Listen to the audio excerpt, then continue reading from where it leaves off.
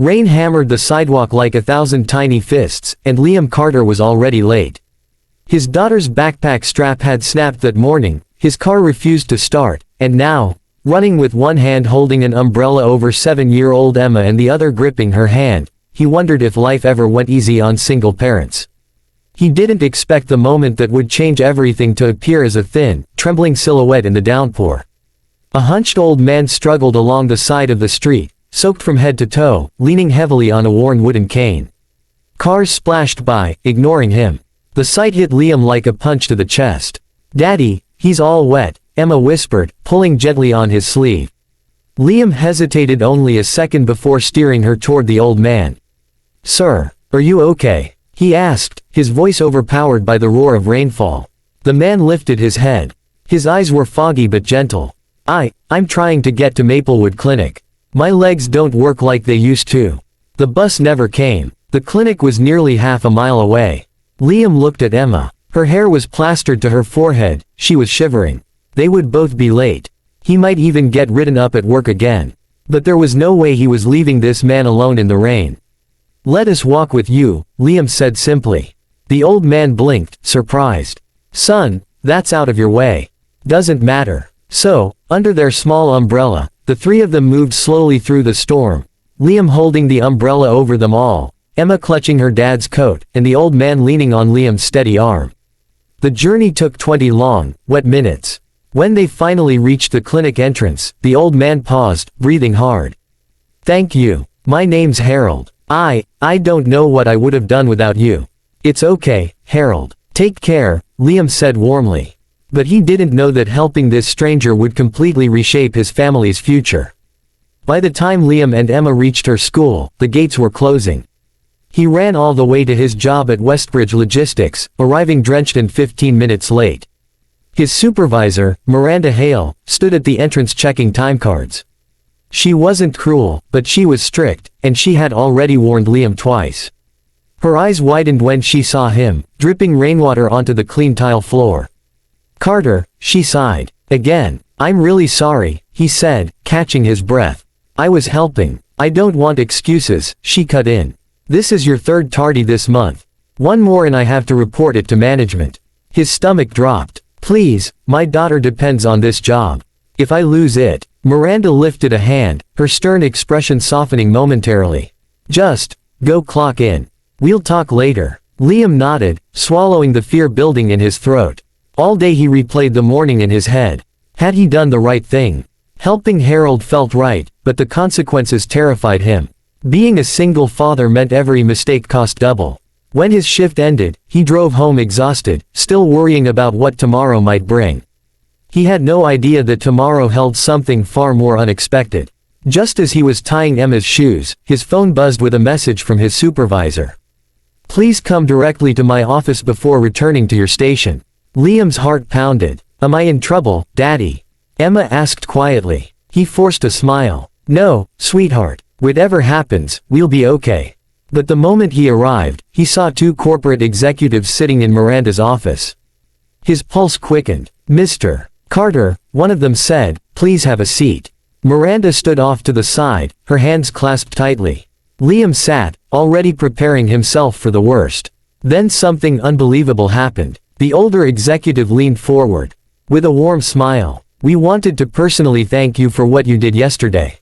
Liam blinked in confusion. "Sir." The executive gestured toward the door, and Harold, the old man from the rain, stepped into the office. Liam's jaw dropped. "Harold." He gave a small laugh.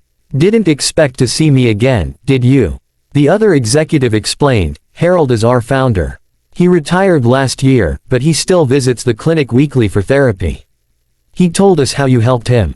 Harold nodded, eyes glistening. "Son, you didn't just help me walk. You gave me dignity. Most people wouldn't have stopped." Liam felt heat rising behind his eyes. Then Harold turned to Miranda. "This young man deserves stability, not punishment." Miranda looked stunned. I didn't know you met him." Harold placed a gentle hand on her shoulder. "I've known you for years, Miranda. And you care about your team. But sometimes we forget that rules aren't the only thing that matter." Then he turned back to Liam. "You're a single dad, aren't you?" "Yes, sir." He smiled. I was a single father, too. The weight of those words settled into the room like a blessing. Harold continued, we'd like to offer you a position with flexible hours and better pay. You've proven what kind of man you are. Not everyone gets this kind of opportunity, but you earned it. Liam couldn't speak. His throat was tight with emotion. Miranda stepped forward. I'm glad you're staying, Liam. And I'll be more understanding going forward. We all have battles we don't talk about. For the first time in weeks, the fear inside Liam slowly melted. Later that day, when the executives had gone and the shock had worn off, Miranda asked Liam to step back into her office privately. He obeyed, a little nervous. She closed the door softly. I didn't want to mention this earlier, but I'm the one who almost lost my job today. What? Liam asked. The executives thought my handling of tardiness was too strict. That I wasn't compassionate enough with my team. She looked down. After what happened with you, and how I misjudged the situation, I couldn't defend myself. His chest tightened with sympathy. Miranda, you were just doing your job. You didn't know. Yes, but it still would have cost me everything. She lifted her eyes to his. And then Harold spoke up. He told them I was a good leader, just one who needed a reminder. He vouched for me because of you. Because of what you did. Liam stared, realizing the magnitude of the morning. If you hadn't helped him, we both might have lost our jobs, she whispered. You didn't just change your future. You changed mine. A lump formed in his throat. I didn't do it expecting anything, he murmured. I know, she said. And that's exactly why you received something. They shared a long, quiet moment, two people whose lives had been pulled back from the edge by a single act of kindness. Over the next weeks, Liam settled into his new role, balancing work and fatherhood with fewer sleepless nights. But life, as always, had more hurdles. Emma struggled with anxiety after seeing her father stressed. Liam dedicated more evenings to comforting her, reassuring her that things were getting better. Miranda worked tirelessly to rebuild trust with her team, learning to balance rules with compassion.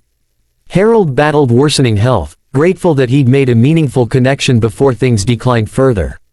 And Liam still fought the silent war of single parents everywhere, exhaustion, guilt, and the fear of not being enough. But something had changed among the three of them. They were a kind of makeshift family now. When Emma had her school recital, Harold showed up despite his bad knees. When Harold had a checkup, Liam drove him. When Miranda needed help organizing a company charity drive, Liam volunteered. Kindness flowed in every direction, binding their struggles together. One rainy afternoon, almost exactly a month after the day they met, Harold invited Liam and Emma to visit him at the clinic.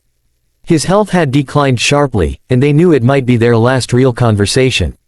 Liam helped Harold sit up, and Emma climbed onto the bed, hugging his arm gently. Son, Harold said weakly, I want you to remember something.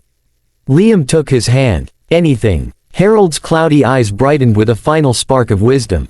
Kindness is never small. You think you're helping someone walk through the rain, but sometimes, you're helping them through a storm you can't see. Sometimes you're saving a job, a family, a future. And sometimes, his voice cracked, you're saving a piece of yourself. Tears slipped down Liam's cheeks. Harold smiled at Emma. Take care of your dad, sweetheart. He's a good man. Harold passed away peacefully 2 days later. At his memorial, Liam spoke briefly, though his voice shook. Harold taught me that even the smallest good deed can ripple through lives in ways we'll never fully understand. If he hadn't needed help that day, and if Emma hadn't insisted we stop, my entire life would look different. Miranda's life would look different. And we would have missed the chance to know a truly incredible man. After the service, Miranda approached with red, swollen eyes. He'd be proud of you, she whispered. Liam nodded softly. He'd be proud of all of us. They stood in the quiet afterward, three people bound forever by a moment in the rain.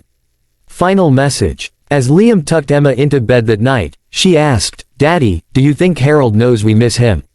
I think he does, Liam said gently. And I think he'd want us to remember what he taught us.